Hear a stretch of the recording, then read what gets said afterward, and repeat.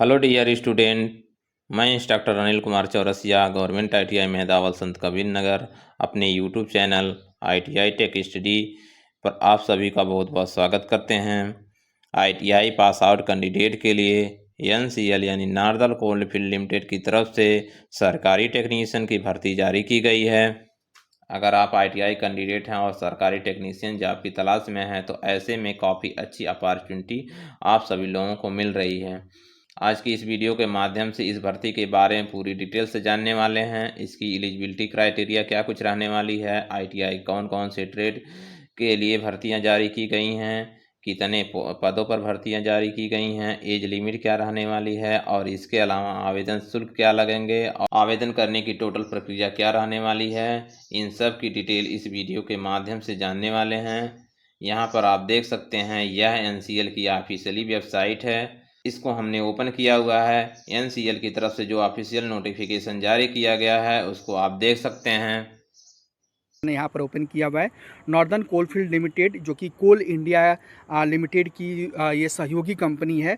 और ये जो भर्ती जारी की गई है सिंगरौली, जो कि मध्य प्रदेश में आता है, सोनभद्र ज़िले के पास में सिंगरौली डिस्ट्रिक्ट में जो यूनिट है ये नॉर्दर्न कोलफील्ड लिमिटेड की, इसके द्वारा ये जो सरकारी टेक्नीशियन की भर्ती है वो जारी की गई है। सबसे पहले पोजीशंस एंड इसेंशियल क्वालिफिकेशंस, यानी कि कौन से पोस्ट पर किस भर्ती जारी की गई और उस पोस्ट के लिए क्या एजुकेशनल क्वालिफिकेशन है यानी टेक्निकल क्वालिफिकेशन है, वो हम यहाँ पर देख लेते हैं। तो सबसे पहला जो भर्ती देख सकते हैं टेक्नीशियन फिटर ट्रेनी कैटेगरी 3 के लिए जो भर्ती जारी की गई है, इसके लिए एलिजिबिलिटी के तौर पर इसेंशियल क्वालिफिकेशंस आप देख सकते हैं 10th पास आपका हो, प्लस आपने ITI 2 साल की फिटर ट्रेड में NCBT या फिर SCBT से आपने कंप्लीट की हुई हो, प्लस आपने 1 साल का अप्रेंटिस ट्रेनिंग कंप्लीट किया हुआ अप्रेंटिसशिप एक्ट 1961 के अंतर्गत, यानी कि NSC सर्टिफिकेट आपके पास है अप्रेंटिसशिप का, तो इसका फॉर्म आप अप्लाई करने के लिए एलिजिबल रहेंगे।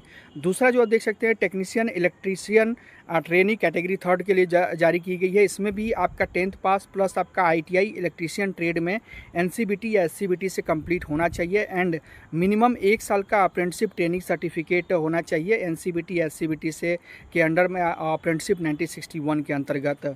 और तीसरी जो भर्ती जारी की गई है टेक्नीशियन वेल्डर के लिए पद पर जारी की गई, और इसके लिए आप यहाँ पर देख सकते हैं एजुकेशनल क्वालिफिकेशन के तौर पर 10th पास आपका होना चाहिए एंड ITI आपका वेल्डर ट्रेड में NCBT SCBT से कंप्लीट होना चाहिए, प्लस मिनिमम 1 साल का अप्रेंटिसशिप ट्रेनिंग का सर्टिफिकेट इशू हुआ होना चाहिए NCBT SCBT के अंतर्गत अंडर द अप्रेंटिसशिप एक्ट 1961।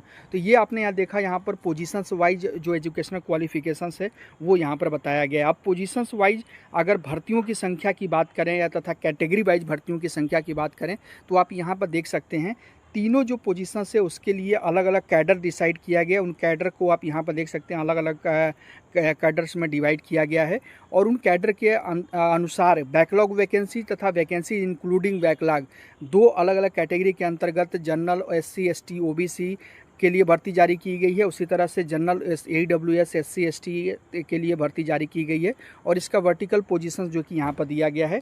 तो कैटेगरी वाइज यहाँ पर भर्तियों का आप यहाँ पर ब्रेकअप देख सकते हैं। अगर टोटल भर्तियों की संख्या की बात किया जाए तो टेक्नीशियन फिटर के लिए टोटल 66 प्लस 29 पदों पर भर्ती है। इसके अलावा PWBD तथा एक्स सर्विसमैन के लिए अलग से भर्तियाँ जारी की गई हैं, जो कि आप यहाँ पर देख सकते हैं। उसके अलावा यहाँ पर टेक्नीशियन इलेक्ट्रीशियन की अगर बात करें तो 14 प्लस 81, और इसके अलावा 2 तथा 16 टोटल भर्ती, और ये 3 आप देख सकते हैं PWBD के लिए जारी की गई है। टेक्नीशियन वेल्डर के लिए 10 पदों पर भर्ती जारी की गई है, और एक भर्ती जो है कि एक सर्विसमैन के अंतर्गत जारी की गई है। टोटल अगर भर्तियों की संख्या की बात करें तो 200 पद आप यहाँ पर देख सकते हैं। टोटल वैकेंसी इंक्लूडिंग बैकलॉग है, और 6 PWBD के लिए तथा 36 एक्स सर्विसमैन के तौर पर ये जो भर्ती है जारी की गई हैं। अब उसके बाद बात करते हैं training period and scale of pay for the positions are given at the table D। तो इस टेबल के माध्यम से बताया गया है कि जो भी पोस्ट जारी की गई है उसके लिए जो पीरियड होगा ट्रेनिंग का वो क्या रहने वाला, और पे स्केल आपकी क्या रहने वाली, कैडर क्या होगा, उसके बारे में यहाँ पर बताया गया है। तो जो ट्रेनिंग टेक्नीशियन फीटर के लिए भर्ती जारी की गई है, इसके लिए यहाँ पर डेली वेजेस के तौर पर देख सकते हैं 1583 पर डे का आपका वेजेज रहेगा। तो इस हिसाब से अगर सैलरी देखा जाए आपका पर मंथ की, तो ऑलमोस्ट 47 से 48 हज़ार की सैलरी रहेगी। और यहाँ पर देख सकते हैं कैडर आपका एग्जीक्यूशन और E&M के अंतर्गत रहेगा। और ट्रेनिंग पीरियड आपका 1 ईयर, यानी 1 ईयर के प्रोबेशन पीरियड पर रहेंगे। और grade of the candidate after successful training, यानी जब आपका ट्रेनिंग कंप्लीट हो जाएगा 1 साल का, तो टेक्नीशियन फिटर और टेक्नीशियन फिटर कैटेगरी 4 और एग्जीक्यूटिव डी के अंतर्गत आपका जो 1 साल का ट्रेनिंग कंप्लीट होने के बाद ये आपका फाइनल पोस्ट रहेगी। उसी तरह टेक्नीशियन फिटर के तौर पर जो है सेम सबके लिए जो वेजेज, डेली वेजेज आप यहाँ पर देख सकते हैं बताया गया है। टेक्नीशियन वेल्डर के लिए 1536 है, जो कि थोड़ा सा कम है। और यहाँ पर आपका कैडर देखने को मिलेगा। जो ट्रेनिंग पीरियड रहेगा, प्रोबेशन पीरियड 1 ईयर सभी के लिए रहेगा। और उसके बाद जो आपका पोस्ट होगी, यानी कि जब आप रेगुलर हो जाएंगे तो तब आपकी जो पोस्ट होगी वो आपका पोस्ट का नाम ये हो जाएगा, जो कि आप यहाँ पर ट्रेड वाइज पोस्ट वाइज देख सकते हैं। उसके बाद नेक्स्ट हम आगे बढ़ते हैं। रिजर्वेशंस जो कि गवर्नमेंट के रूल के अकॉर्डिंग आप सभी को रिजर्वेशंस जो है कि प्रोवाइड किया जाएगा, वो आप यहाँ पर देख सकते हैं। इसके बाद हम बात करते हैं एज लिमिट की। तो एज यहाँ पर देख सकते हैं कैटेगरी वाइज बताया गया है। जनरल EWS के लिए ओवर एज में कोई रिलैक्सेशंस नहीं दिया जाएगा। और नॉर्मल अगर एज की बात करें तो मिनिमम 18 साल तथा मैक्सिमम 30 साल आपकी एज होनी चाहिए। इससे ज़्यादा आपकी एज नहीं होनी चाहिए। और एज का जो कट ऑफ डेट रहेगा 10 मई 2025 को कंसीडर करते हुए आपकी एज का जो कैलकुलेशन है वो किया जाएगा। और उसके अंतर्गत जनरल OBC के लिए कोई भी ओवर एज में रिलैक्सेशन नहीं दिया जाएगा। SC ST को 5 साल की छूट दी जाएगी ओवर एज में। OBC नॉन क्रीमिलियर को 3 साल की, PWBD जनरल को 10 साल की, PWBD अगर OBC है नॉन क्रीमिलियर तो 13 साल की, और PWBD SC ST हैं तो 15 साल की छूट प्रोवाइड की जाएगी। इसके अलावा एक सर्विसमैन और all departmental candidate of NCL उनको जो कि इस टर्म्स एंड कंडीशन के अनुसार छूट प्रोवाइड की जाएगी। अब बात करते हैं एप्लीकेशन फ़ीस, यानी जब आप फॉर्म अप्लाई करने जाएंगे तो कितनी फ़ीस का पेमेंट आपको करना होगा। तो जनरल तथा OBC नॉन क्रीमी लेयर तथा EWS के जो कैंडिडेट होंगे उनको 1000 रुपये प्लस अप्लीकेबल GST फीस मिला करके 1180 रुपये का फ़ीस का पेमेंट करना होगा। जबकि अगर आप SC ST, ex serviceman, PWBD या फिर डिपार्टमेंटल कैंडिडेट हैं तो कोई भी फ़ीस का पेमेंट करने की ज़रूरत नहीं है, आप फ्री में अपना फॉर्म अप्लाई कर सकते हैं। सिलेक्शन का प्रोसेस की बात करते हैं तो CBT टेस्ट होगा, will be conducted separately for each post, यानी प्रत्येक पोस्ट के लिए अलग अलग CBT होगा। और CBT test will be 100 marks, यानी 100 मार्क्स का होगा। 90 मिनट आपको टाइम दिया जाएगा।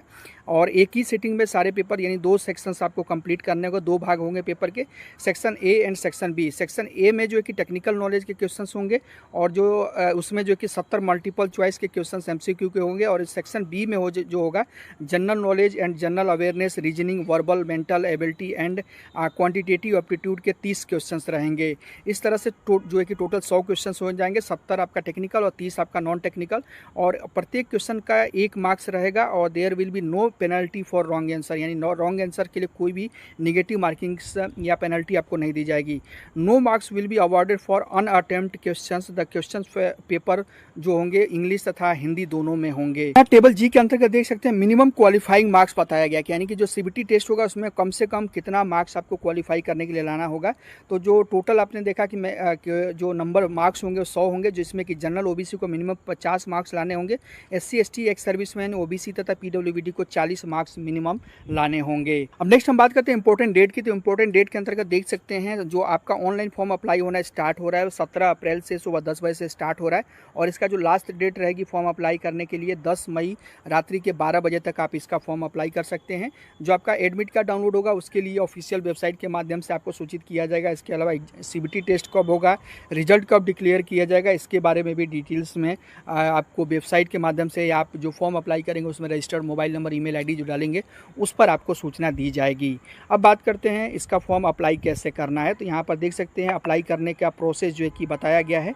तो मैं आपको डायरेक्टली ऑफिशियल वेबसाइट पर लेकर के चलता हूँ और वहाँ से बता रहा हूँ किस तरह से आपको फॉर्म अप्लाई करना है। तो ये देख सकते हैं NCL की ऑफिशियल वेबसाइट है, इस पर आप विजिट करेंगे। इसका डायरेक्ट लिंक आपको वीडियो के नीचे डिस्क्रिप्शन बॉक्स में मिल जाएगा। जैसे इस पर विजिट करेंगे तो इस तरह से इंटरफेस आपको देखने को मिलेगा। यहाँ पर जो मेनू आपको राइट साइड में ऑप्शन देखने को मिल रहा है, इस पर जो 3 डॉट है यहाँ पर क्लिक करेंगे। देन इस पर क्लिक करने के बाद स्क्रॉल करते हुए नीचे आएंगे और कैरियर का जो ऑप्शन देखने को मिला है इस पर क्लिक करेंगे। जैसे इस पर क्लिक करेंगे तो रिक्रूटमेंट का एक ऑप्शन आ रहा है, इस पर आपको क्लिक करना होगा। देन जैसे इस पर क्लिक करेंगे तो यहाँ पर देख सकते हैं पहली जो भर्ती आपको देखने को मिल रही है रोजगार अधिसूचना एम्प्लॉयमेंट टेक्नीशियन वर्ग के भी सीधे विभिन्न पदों पर सीधी भर्ती के लिए रोजगार, इस पर आपको क्लिक करना होगा। जैसे इस पर क्लिक करेंगे तो यहाँ पर देख सकते हैं इसके संबंध में जो डिटेल नोटिफिकेशन है यहाँ पर अपलोड किया गया। आप यहाँ पर हिंदी या इंग्लिश में डाउनलोड कर सकते हैं। और अगर आपको फॉर्म अप्लाई करना है तो इसके लिए जो कि नीचे आप क्लिक हियर देख रहे हैं, इस पर आपको क्लिक करना होगा। और जैसे आप इस पर क्लिक करेंगे तो यहाँ पर देख सकते हैं जो आपका अप्लाई करने का लिंक है यहाँ से आपको देखने को मिल जाएगा।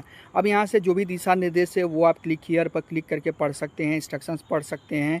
और अगर आप नए यूज़र हैं तो नए यूज़र के लिए आपको सबसे पहले यहाँ पर टू रजिस्टर यानी कि इस पर आपको क्लिक करके आपको अकाउंट बनाना होगा। और जब अकाउंट बनाने के बाद जब आपका यूज़र आईडी पासवर्ड क्रिएट हो जाएगा तब आपको ये वाला जो ऑप्शन आ रहा है इस पर आपको सेकंड नंबर पर क्लिक करके और देन आपको यूज़र आईडी पासवर्ड को एंटर करने के बाद फिर आपको फॉर्म अप्लाई करना होगा। यानी कि जो भी आपको इसमें डिटेल पूछी जाती है, personal educational details, document upload करना, फीस का पेमेंट करना, ये सब कुछ कंप्लीट करते हुए जो है कि फॉर्म आप फाइनली फिलअप करके सबमिट कर देंगे। तो इस प्रोसेस के थ्रू से अगर आप सरकारी टेक्नीशियन जॉब की तलाश में हैं तो आप एनसीएल का ये जो फॉर्म है अप्लाई कर सकते हैं। और अगर फॉर्म अप्लाई करने में कोई दिक्कत आती है तो आप हमसे कमेंट करके सवाल कर सकते हैं, मैं उसका रिप्लाई देने की पूरी कोशिश करूंगा। वीडियो को पसंद आई हो तो चैनल को सब्सक्राइब जरूर कर लीजिएगा तथा अपने सभी दोस्तों मित्रों से भी इस वीडियो को जरूर शेयर कीजिएगा।